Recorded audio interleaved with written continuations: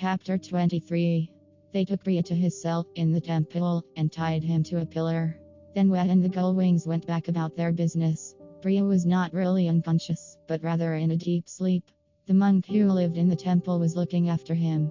Lulu, hanging back, swept the room with her eyes, greeted the clergyman and went out in her turn. This man had arrived in Besaid about 10 years earlier, and was currently in charge of welcoming the public, both the inhabitants of the island and the tourists. This mission guaranteed him very busy days, but apart from that he hardly spoke. Therefore, it was difficult to know more about him, yet Lulu trusted him. After the fall of Yevon, he had responded to the anxiety of the oldest villagers. She had observed him for a long time, therefore she knew that he was open-minded and practical. He had reassured everyone, explaining that it was the teachings which were at fault, not the villagers. At that time, there was another monk living in Besaid, but he had turned into a monster. Before that, he was a man in the prime of life, whose head was divided by two thick eyebrows. More than a clergyman, he was an scholarly person. When he was not in his cell surrounded with his books, you could find him in the Holy of the Holies that he cleaned and watched zealous. Since Yuna had defeated sin, people had caught sight of him hanging around here and there on the island. I wonder what he was doing, Lulu thought. He had arrived at the temple 3 years earlier, and had spent all this time between these walls. After the fall of Yevon, he has maybe discovered an interest for the outside world. 2 months earlier, she had learnt he had to return to Bevel. Bria had come to replace him. A short time afterwards, the monk had disappeared in the dead of night. Witnesses had caught a glimpse of him late at night, and early morning, he was no more. It would have been impossible for him to return to the citadel in the meantime. Not to mention he had not gathered his things, and had left his belongings behind him. Not surprising, since he has turned into a monster. Lulu had seen him with her own eyes, trampling while letting out this strange cry, Bria, Bria, Bria. This was not an auditory hallucination, she was sure about that. She turned round to gaze one last time at the door of the cell. Hidden behind the temple, Shinra saw Lulu returning to her tent. Then he whispered in Alb, "She's finally gone." "Let's end this," brother answered in the same language. "Okay, you deal with the monk while I talk with Bria. I want to talk with him too." "No, you make too much noise," Shinra responded to him. "You damn brat," their leader protested. "SHH, there's no time to lose. Alright, Gullwings, men's section, let's go." They slipped to the entrance. Hardly had they crossed the heavy leaf when the monk noticed them. "Did you forget something?" Brother nodded and headed to the door located under the stairs. "This is the room of the High Summoner," the monk informed him. "Ah." Brother changed direction and came closer to the other door. "You did that on purpose, right?" Buddy teased him. "Zip it. Anyway," Shinra took apart, "there's no point in all three of us meeting with Bria. That's not what we agreed to do." "Alright, I don't like to seem rude, but I don't have the choice," Buddy pointed out before throwing himself on the monk. The monk tried to run away, but the Alb was faster. He caught him up, grasped him round the waist and joined his hands together around the man. The monk could not move at all. Straight after, Brother removed the polarizing glasses Poto was wearing and put them on the face of the clergyman. Ignoring the protests of the victim, he burst out laughing when he saw the long eyelashes and the big eyes of Buddy. Straight after, he increased the light filtration of the glasses to the full. "I can't see anything, what did you do?" "It's necessary for the time being," Buddy explained. "Now, go for the mouth." Brother gagged the monk with his big hand.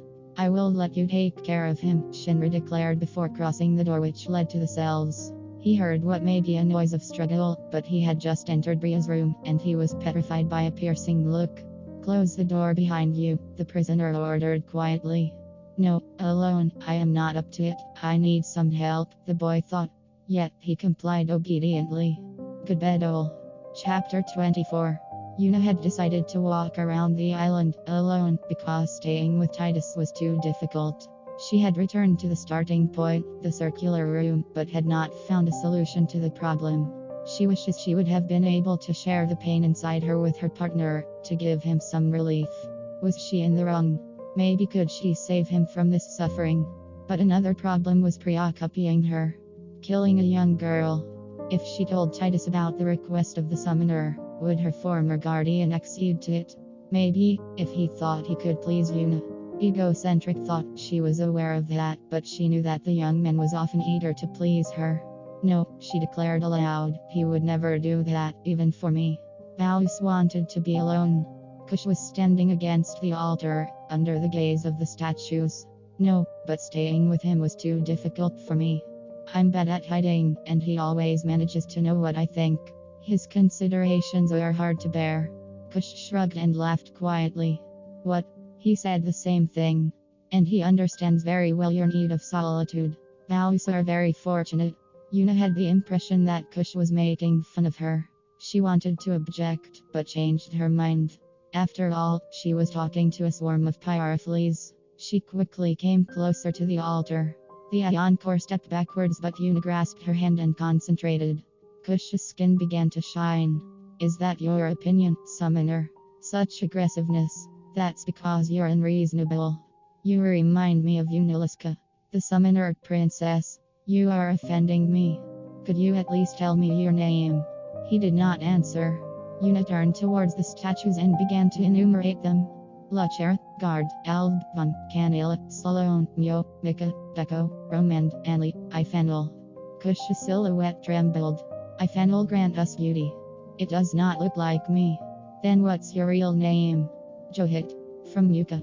Muka. South of the continent. Ah, Luca. Probably. Would you accord me an interview? Yuna asked in the same respectful tone as Kush. There was a silence, then a throat clearing. Very well. But I am an insect, and I wish to disappear only when I will have decided it. Do I have your word? I promise you, I will not send you into the other world. Where do I have to meet you? Stay here, I am going to prepare the place of our meeting. The illusion was so powerful that Yuna had forgotten everything around her was summoned. These events were unprecedented for her. Her and him practiced the same art, but they mastered very different techniques. This is normal, Johit declared. We have contemplated identical reality, but we have not understood it in the same manner, and each of us has believed in a distinct illusion. Kush was fluttering like the scorching summer air, and was shining so strongly that Yuna had to protect her eyes. Chapter 25. My memories are back. Bria was lying on the floor, tied up, but still impressive. Shinra had never met such a man. More than ever, the boy was delighted to have chosen one day to hide behind his glasses and his mask and to join the Gullwings. His lack of experience, because of his young age, was a problem that his brilliance did not manage to resolve. Worse still, he had been the chosen victim of mocking and bullying. His get-up hid his distress or his tears, but he could not prevent his voice from trembling. He decided to stay silent until he regained his composure. Fortunately, his interlocutor appeared to not care about being the only one to talk. Numerous memories have come back into my mind. Yet, a conversation between a Bedouin and myself seems like a new experience, currently. A brat, to be sure. Shinra shrugged. He did not feel up to do more. But I've lost comrades because of underestimating a child due to his youth, so... Bria shook his head, as if to show that he will not repeat this error. He railed to sit up straight, cross-legged. On his guard, Shinra was waiting for the next move of the prisoner.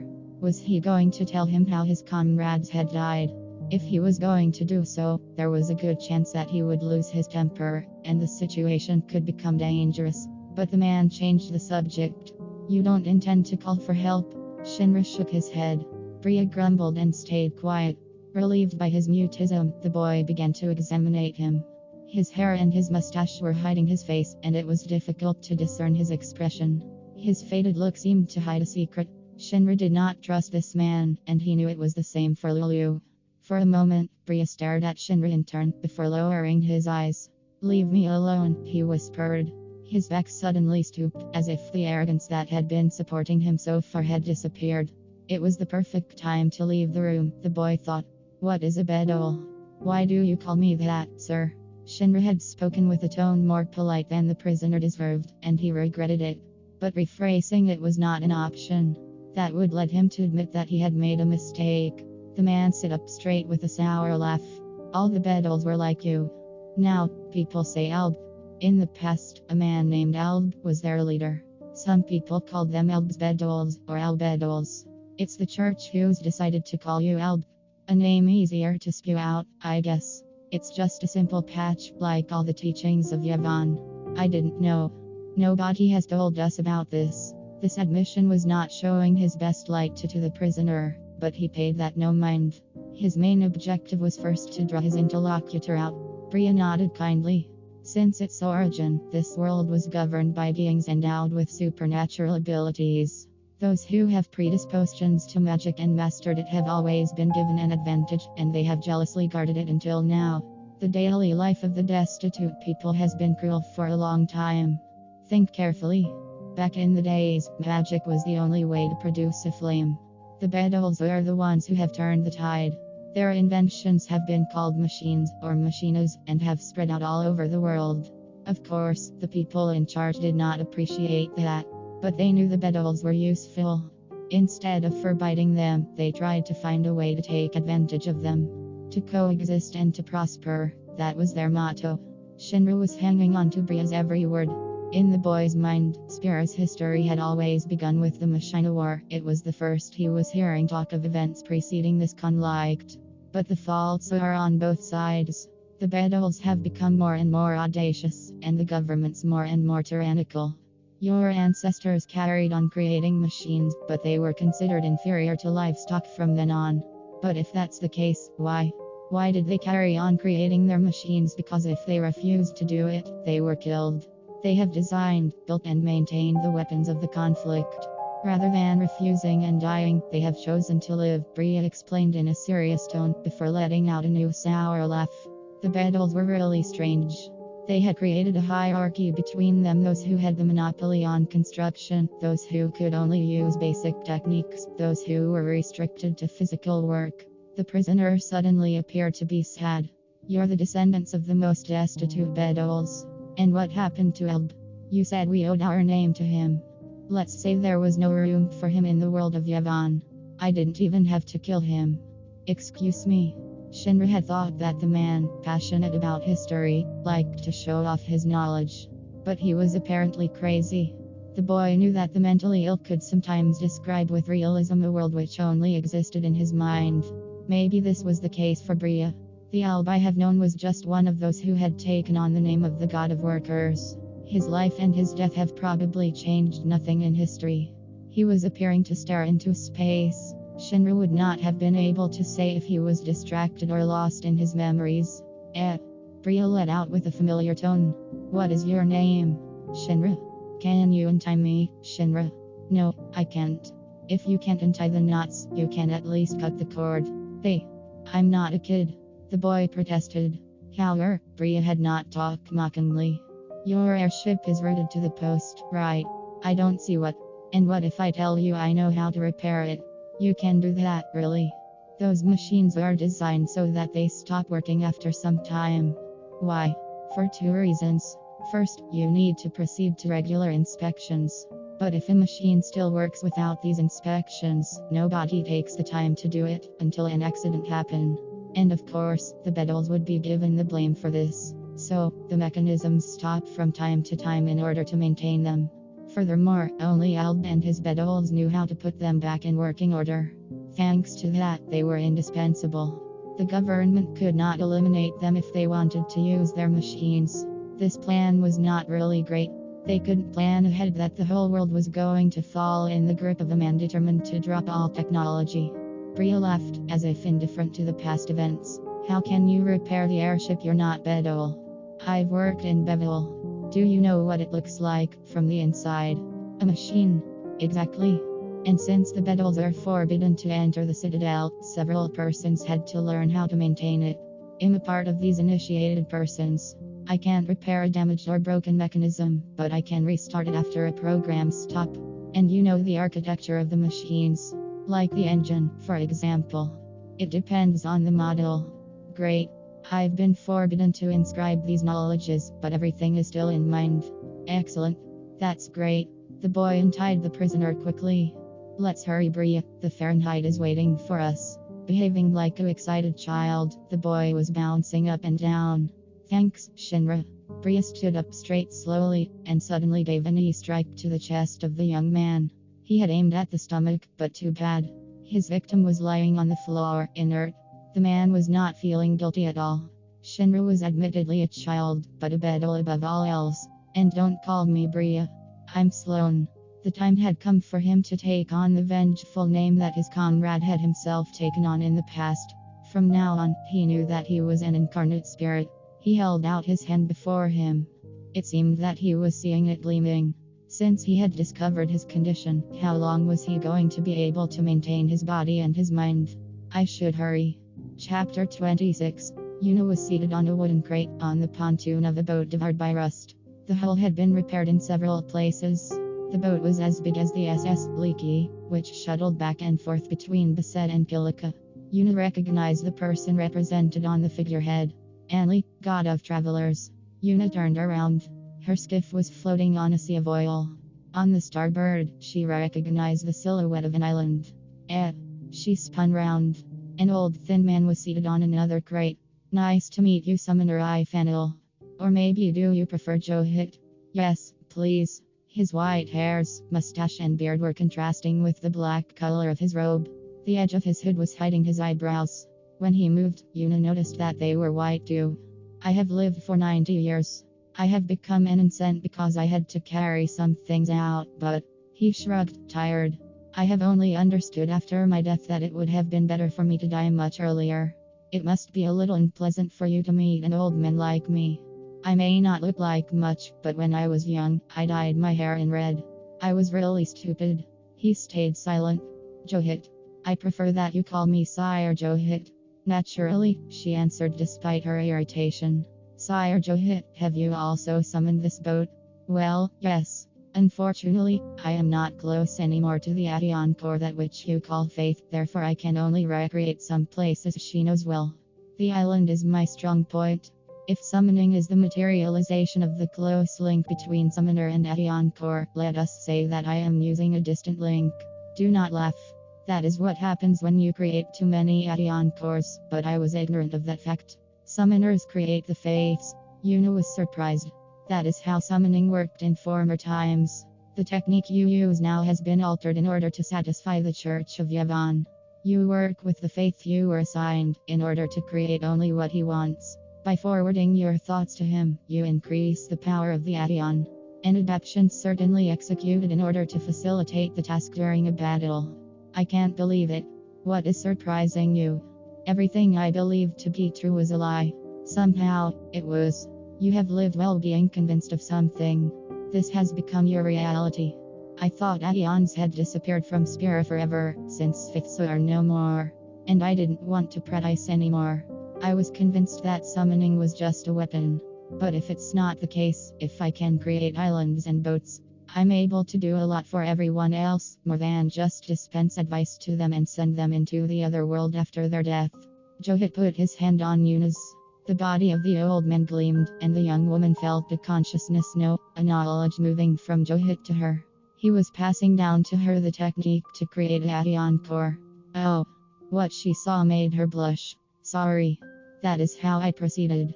If you manage to achieve a similar state, you can do it differently. Thereafter, I developed a simpler method. But since this method skips some steps, there is a lack of power. This is a cruel technique to use sparingly. I advise you against resorting to it because you need a boat. He shrugged and turned towards the island. Una imitated him. How many faiths do you need to summon this island? She suddenly asked. Countless persons had been required to recreate the city of Zonarkand. For a moment, the man lowered his eyes. Una looked at the deck he was contemplating, before understanding. A shiver crossed along her spine. Do you want to see? No. I insist. Else, I will not listen to your request, he answered with a serious tone. Your wish is to go back to your bed, is it not? She raised her eyes. Johit was pointing out at a hatch in a corner of the deck. He stood up straight and opened it, revealing stairs which sank into dark. A smell of rust and death assailed Una. Chapter 27. Titus was huddled up and drifting in the darkness when pictures started appearing in his mind. Was he actually seeing them, or were they only memories? He did not know. A young girl was standing in front of him. She was holding the hands of the boy in hers. Her features looked like those of a teenager. Titus knew her name. It was Push. Find me. Someone named Brian knows my location. In case he does not, he will still be able to lead you to me. If you do so, I will send Yuna back to her world. All I need to do is meet you. Yes, I want you to push my shoulder. Excuse me. I am seated in front of a window. I am looking outside. I want you to gently push my shoulder. Which window? Where? I do not know, but Brian will. I am sure of it. Go and see him. Very well. But promise me to save Yuna. I will. But how do I leave the island? Is there a boat? By swimming. You can do it. Head for the open sea, as far as you can. Think of the place you want to go. I will end up exhausted. What should I do then? Kashu glared. What is that? A spell which will allow you to reach the place you seek. But be careful, do not be late. The first symptoms will be minor, but soon even the things most important to you will disappear. Great care needs to be taken with those who know your existence. Hurry, before the spell vanishes. His view was not obstructed anymore. The limit between the darkness which was surrounding him and his own body had become clear. He felt pulled from chaos which was wrapping him. I'm coming. His feet propelled him with all their strength to the real world. He was coming closer to the boundary, the limit between here and there. A luminous wall was appearing to blink. Was it a call, or the symbol of a radiant world? Titus was swimming upwards, always upwards. He was a splendid swimmer. I'm back. Chapter 28. Under the deck, Yuna discovered a warehouse. The hold had been divided into several sections, which contained a pile of diverse objects. The young woman recognized several of them. Some weapons she had seen in the armory, the dress she was wearing when she woke up, her cover, and several statues representing divinities. In the engine room, she discovered, not without surprise, a chaboko. The animal was sleeping, and when she brushed it, he began to gleam. Had Johit summoned it? She left the room and came upon a silhouette in the dark hallway. The man was heading towards her. No, not a man, she corrected herself, a mechanical beddoll. It appeared that it had seen her because it stepped up its pace. Yuna. I am Yuna. He stopped and, with a little waving, turned around and walked away. On his back, he was holding a bag made of rope, which contained a ball. Suddenly, memories came back into Yuna's mind. The balloon which rolls on the path, Titus leaning on it to pick it up, his head at the foot of the young girl. And I have revived him. With the help of this old summoner. I have used all my energy, all my knowledge, and I have extracted Titus from who? From what? Suddenly dizzy, she held her arm out towards the partition in order to catch hold of it. But her hand touched down on a door, and she entered involuntarily in a room. The smell allowed her to quickly know what she was going to find. She counted 7 faiths or Aion cores according to Johit. 3 men and 4 women. They are all beddolls, the summoner behind her explained. We were stuck on the island, and only death was awaiting us. We wanted to leave it over 1,000 years ago. Along with the beddolls, I have waited for the day of our escape. Fortnightly, a ship came to resupply us. We had decided to steal it. But at the end of the first week, our base had been violently under attack. Those 2 chaotic days killed so many people. At the morning of the 3rd day, our aggressors left, and the ship delivered. We roamed the seas, but the enemy was everywhere. We have resigned ourselves to coming back to the island. Then, we lived peacefully for some time. The base had been abandoned. Thereafter, Yevon spread out its power in the world, and a team came to build a temple. We thought we could mingle with them, but as soon as they arrived, they began to hunt the beddolls. Being captured meant death. They turned them into Aion cores until their death. You know about my method. In the eyes of the others, this was without doubt ridiculous. Or ominous. She could detect sadness in his voice. She was commiserating with him, but she was concentrated on her hand, on the fingers which had touched down the partition in order for her to keep her balance, on her skin which could feel the wood grain down to the smallest detail. She remembered that Johit had difficulties in maintaining his summonings when he was beset by powerful emotions. Yet, nothing was gleaming.